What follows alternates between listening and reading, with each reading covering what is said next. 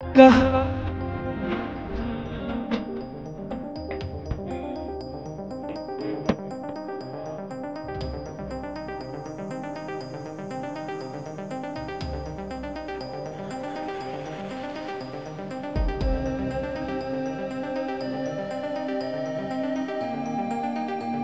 দর্শক, আসসালামু আলাইকুম।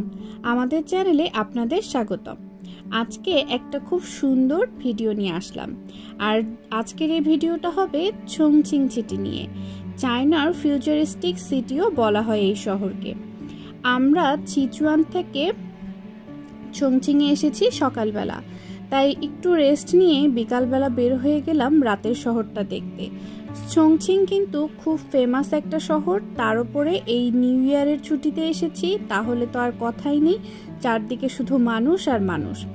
আর শুধু নিউ ইয়ার কেন, যে কোনো সময় এই শহরে আসবেন, প্রচুর পর্যটক এই শহরকে দেখতে আসে।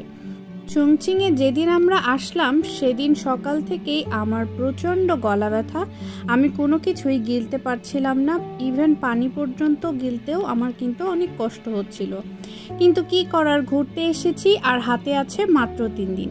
এই 3 দিন আমরা পুরো চংচিং সিটিটা ঘুরে দেখব। যারা সিচুয়াং বা চেংদুতে ঘুরতে আসবেন তারা কিন্তু অবশ্যই এই শহরটি হয়ে যেতে পারেন। চেংদুর একদম পাশেই কিন্তু এই চংচিং, আপনারা চাইলেই এই শহরটা ঘুরে যেতে পারেন। চংচিংয়ে দিনের বেলার থেকে কিন্তু রাতের বেলা দেখতে আরো বেশি সুন্দর লাগে এবং লোকজন বেরো হয় দুপুরের পর থেকে। প্রচণ্ড ঠান্ডা আর গলা ব্যথা নিয়ে বের হয়ে পড়লাম এই সুন্দর শহরটা দেখতে। এখানে এসেছি নদীর এপাশে, নদীর এপাশ থেকে কিন্তু শহরটাকে দেখতে ভীষণ সুন্দর লাগছিল। এই চংচিং শহরটাকে কিন্তু চায়নার ফিউচারিস্টিক সিটিও বলা হয়। এখানে রাস্তাগুলো এমনভাবে বানানো, আপনি যদি একবার ভুল রাস্তায় গাড়ি চালান তাহলে আপনার ঠিক রাস্তায় আসতে আধা ঘন্টা থেকে 1 ঘন্টাও লাগতে পারে, কারণ সবগুলো রাস্তা এত পেঁচানো এবং অনেক সময় ড্রাইভাররাও কিন্তু ভুল করে বসে। তো যাই হোক, আমরা সাবওয়ে দিয়ে এসেছি, আর পৃথিবীর সবচেয়ে ডিপেস্ট সাবওয়েও কিন্তু এই চংচিংয়ে অবস্থিত। তো সেটার একটা আলাদা ভিডিও আমি পরে আপলোড করব। সেই সাবওয়েতে ঢুকতে অলমোস্ট 10 মিনিট লাগে মাটির নিচে যেতে। তো ওই ভিডিওটাও কিন্তু অনেক এক্সাইটিং হতে যাচ্ছে। তো আমরা আজকে জাস্ট আসলে শহরটাকে একটু ঘুরে দেখব, হেঁটে হেঁটে দেখব, নদীর এপাশে লাইটিং। যদিও আজকে ওয়েদার প্রচণ্ড খারাপ, অনেক কুয়াশা ছিল, তার উপর ঠান্ডা। তো এই তো আমরা এখন একটু খুঁজছিলাম যে কোথায় ডিনার করা যায়।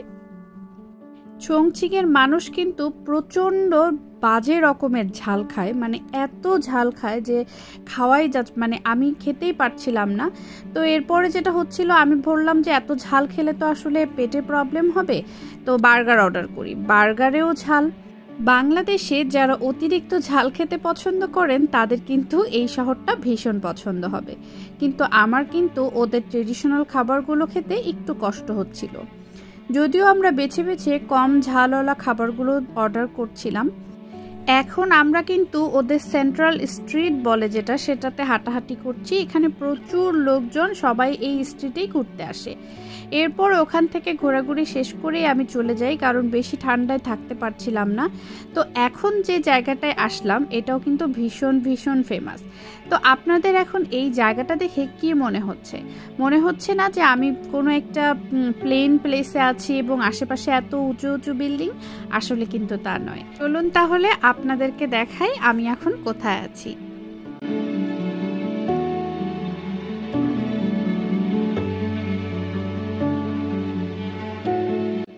এই যে দেখুন, আমি এখন ঠিক 22 তলা বিল্ডিং এর উপরে আছি। চিন্তা করা যায়, চায়নার এই জন্যই এই শহরটাকে ফিউচারিস্টিক সিটি বলা হয়। এখান থেকে দাঁড়িয়ে কিন্তু কেউ কখনোই বুঝতে পারবে না যে সে 22 তলা বিল্ডিং এর উপরে দাঁড়িয়ে আছে। ভীষণ ইন্টারেস্টিং না?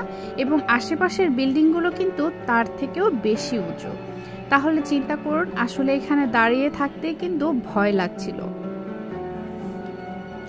এরকম আরো অনেক ইন্টারেস্টিং জিনিস আছে এই চংচিংয়ে। আসলে এরকম ইন্টারেস্টিং জিনিস এত যে 2 বা 3 দিনে চংচিং পুরোটা ঘুরে দেখা ভেরি ডিফিকাল্ট।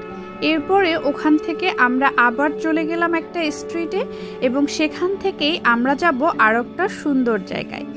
এই তো চলে এসেছে হোয়াং লং কেভ। এই কেভটাও কিন্তু ভীষণ পুরনো, একটা পুরনো কেভকেও কতটা সুন্দর করে প্রেজেন্ট করা যায় এটা আসলে চাইনিজদের কাছ থেকেই শেখা উচিত।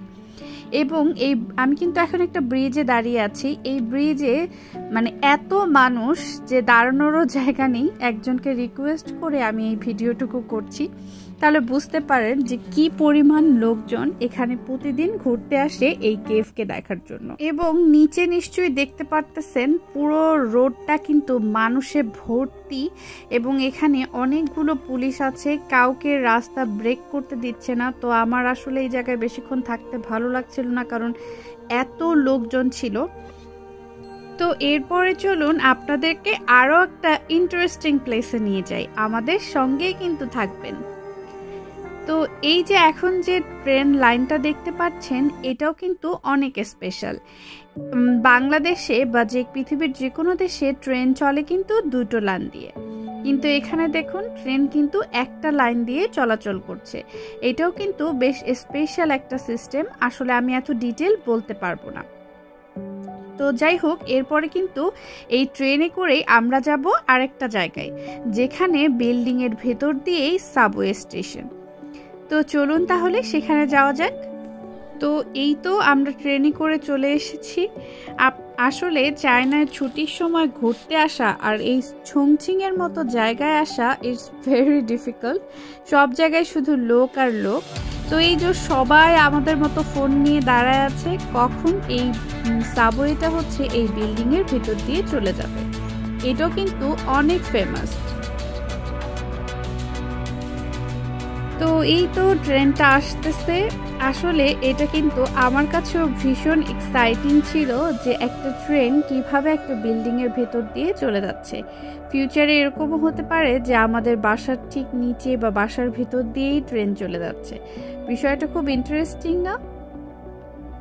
তো এই তো ট্রেনটা কিন্তু চলে আসলো, বাসার ভিতর দিয়ে ঠিক চলে গেল ওদিকে।